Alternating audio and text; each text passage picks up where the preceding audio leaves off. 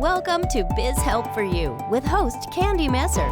Entrepreneurs like to focus on the big picture, like profitability, success, and a smooth-running organization. But there always seems to be those little things like taxes, employee compensation, laws, regulations, and more. Now you can get the answers you need in one place.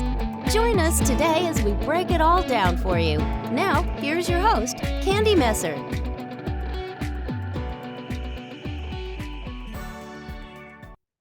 Hello and welcome to Biz Help for You with Candy Messer. Thank you for joining me today. I hope you enjoyed my last episode. And if you missed it and would like to listen to the show, links can be found on my YouTube and Facebook pages, as well as multiple favorite podcast platforms. If you'd like to receive notifications on when my podcasts have been uploaded, please like and subscribe. Today, I want to discuss with you how you can save money on your bookkeeping when working with a professional. Often, entrepreneurs start out doing the work to save money because they don't have a lot of extra cash to pay for services and they want to limit expenses. But they often don't know how to properly do the work, and also they don't love it. There comes a time that they want to offload to a professional, but they also want to keep costs low, and that might be you as well. So if you are one of those still doing your own bookkeeping and you prefer to outsource this task, and you want to learn how to have the best pricing, today's topic will be helpful for you. I've been assisting many small businesses since 2002 with their bookkeeping, and I've worked as a full charge bookkeeper, and I worked in that company for 6 years, handling all the financial aspects of the company prior to starting my own business. Over the years, my staff and I have been able to provide our clients with the best services and prices that fit their specific bookkeeping needs. I have identified ways that you can help your bookkeeper streamline your process in order to perfectly fulfill your needs and budget. So my first tip is send all paperwork at one time. If you're working with a bookkeeper on a historical basis, meaning bills have been paid and money deposited in the bank, and the bookkeeping is to be done to post and reconcile accounts monthly or less often, give everything for that time period at once. Paperwork that is sent in incomplete batches may result in an unnecessary lag time. Stopping tasks in progress to request missing paperwork creates a higher probability of missed deadlines. And because bookkeepers assist many clients, we schedule work into our calendars with the expected time it will take. If we don't have everything we need when we've allotted time for you, and then it's sent at a time when other work is scheduled, your bookkeeping will have to wait until there's availability in the schedule again. So in my experience, when the information has finally been sent in, it's because a deadline is looming and there may not be enough time to get the work done in time to meet your needs, whether it's your own internal deadline or documents to be submitted to government agencies. There's a misunderstanding that bookkeeping work takes no time at all, and that as soon as information is received, it can be quickly posted and reports returned right away. But this is not what is true. So please give plenty of time to your bookkeeper to do the work timely by providing all information at once and realizing that it takes time to post and reconcile. You may find that creating and following a check sheet to ensure that all paperwork is sent at once is helpful. Or better yet, provide access to everything that your bookkeeper will need so that they can review all the documentation without having to wait for you to provide it to them. My second tip is send time-sensitive documents early. Although this tip applies to all bookkeeping, it can be more specifically applied to bill pay services. If your bookkeeper is assisting you with accounts payable, it is always best to forward all bills and statements consistently and ahead of time in order to process payments on time. Delayed paperwork can result in late fees or terminated services.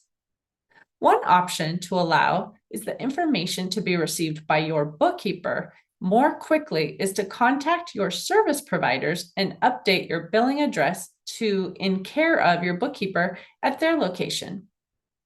Another time-sensitive issue is 1099 processing. Forms are due to the recipients and the IRS as early as January 31st each year.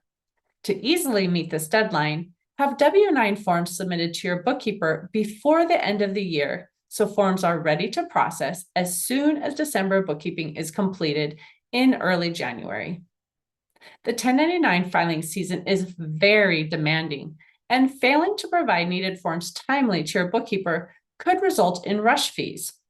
Asking your vendors for W-9 forms before making your first payment to them guarantees you'll have it early and can forward it to your bookkeeper before crunch time. My third tip is to be organized.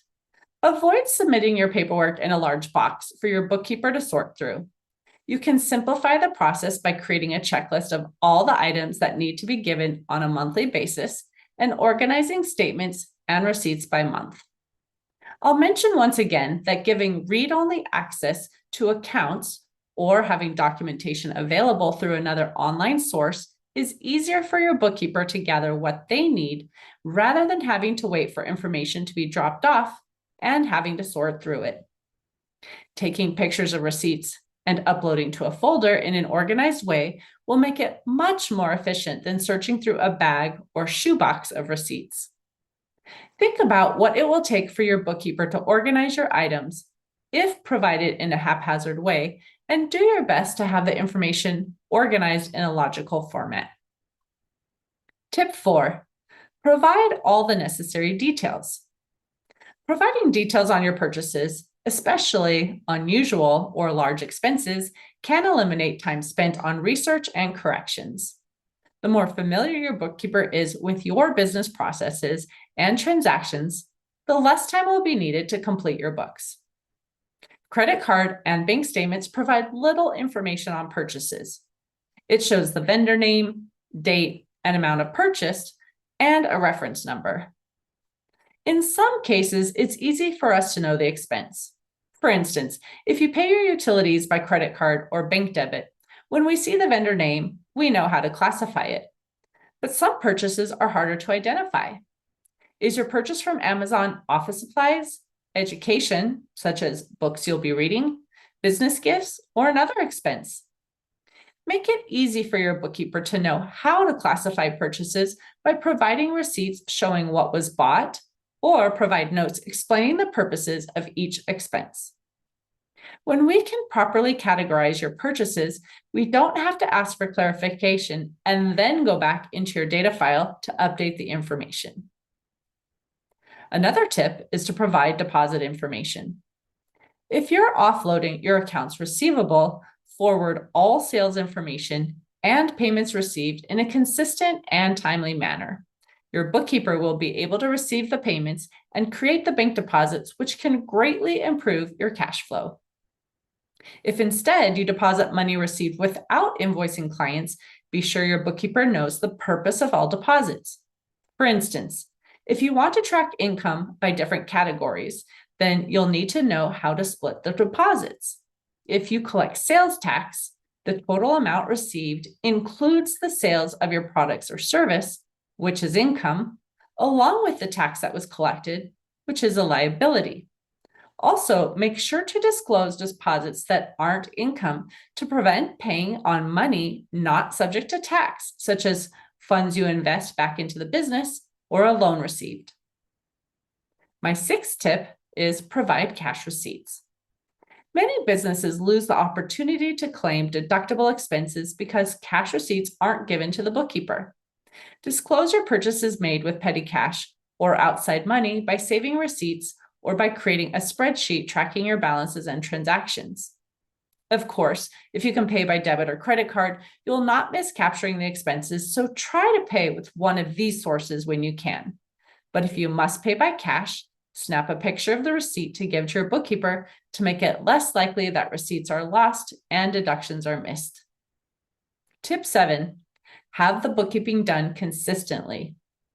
One of the things that can increase fees that may be a surprise is bringing in a year's worth of bookkeeping all at once early in the year for the prior year.